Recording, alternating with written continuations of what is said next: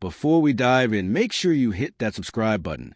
You won't want to miss this story unravel. The house was silent, except for the soft hum of the fridge and the occasional creak of the old floorboards. I was upstairs, pretending to scroll through emails, but my mind was somewhere else. On her. She had been acting different lately. Little things. Leaving her phone face down on the table. Giggling quietly to herself in the living room. Coming home later than usual. Claiming traffic. Or that a co-worker needed help. That night, I had promised myself I'd be patient. But curiosity, that heavy, burning curiosity, got the better of me. I crept down the hall, heart thudding, drawn by a low, familiar voice that wasn't meant for me. "You're my soulmate," she whispered.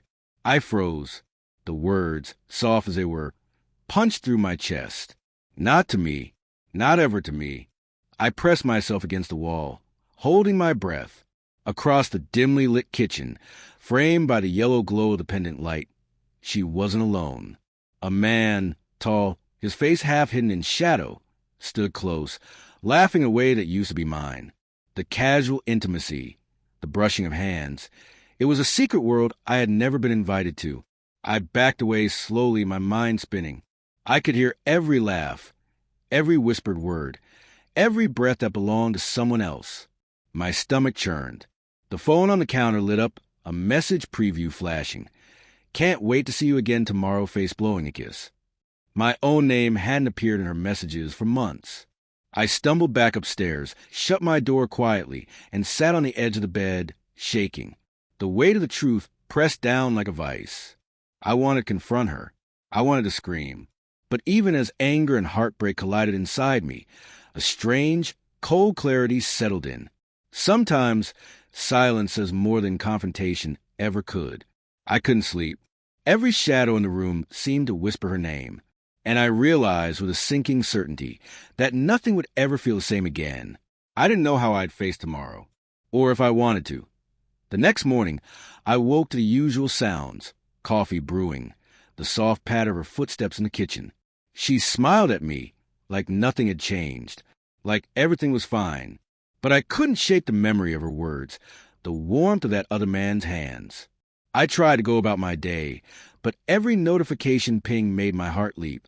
Every glance at her phone, always locked, always secretive, made my stomach knot tighter. I started noticing the small betrayals I had ignored for months.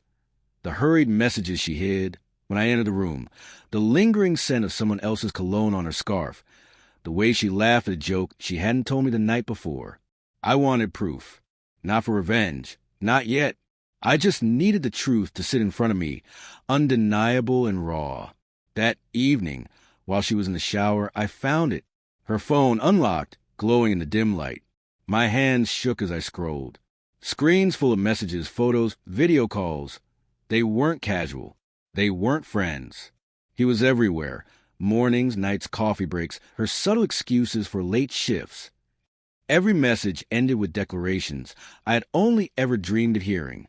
"You're my everything, can't wait to hold you. You're my soulmate." I felt like I was dissolving from the inside. My hands, which had once held her so close, now trembled with emptiness. I sat in the dark, letting tears fall freely, because crying felt better than screaming. I wanted to confront her, demand answers, demand her to see the destruction she had caused. But a deeper, more terrifying thought gripped me. If I spoke, would I be giving her the reaction she wanted? Would I let her see that she still had the power to hurt me more? So I stayed silent. That night, I packed a small bag. Clothes, essentials, my old journal. I wrote a note, not of anger, but a departure. Not a plea, not an accusation, just the truth of my choice. I can't be part of this life anymore.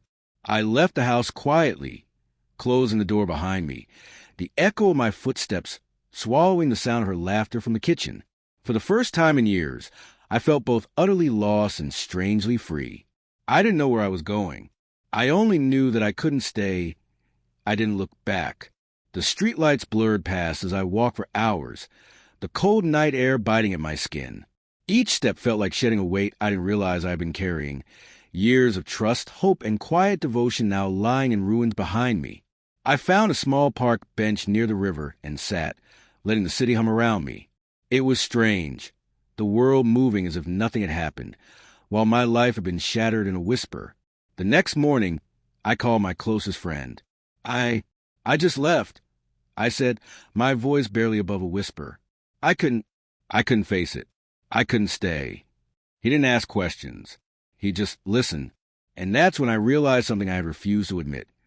Some betrayals are too deep for words. Some wounds aren't meant to be explained. They're lived, quietly, internally, until the person who hurt you fades from the power they once had over you. Days passed. She called once. I didn't answer. I didn't leave a message. I couldn't. Every ring was a reminder of the house I would never walk back into, the warmth I would never touch, the promises I would never hear. Instead, I started walking again, running errands in unknown neighborhoods, sitting in cafes I had never dared enter, feeling the pulse of life outside my broken world. And slowly, painfully, I began to heal. Not with her, not because of her, but in spite of her. I learned that leaving wasn't cowardice. It was preservation.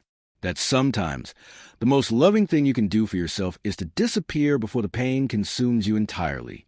I'll never forget the whisper that started it all. But I don't carry anger anymore. I carry clarity. I carry freedom. If this story resonated with you, share your thoughts in the comments. And don't forget to subscribe. Sometimes, the stories we witness in others' lives remind us of truths we need to face in our own.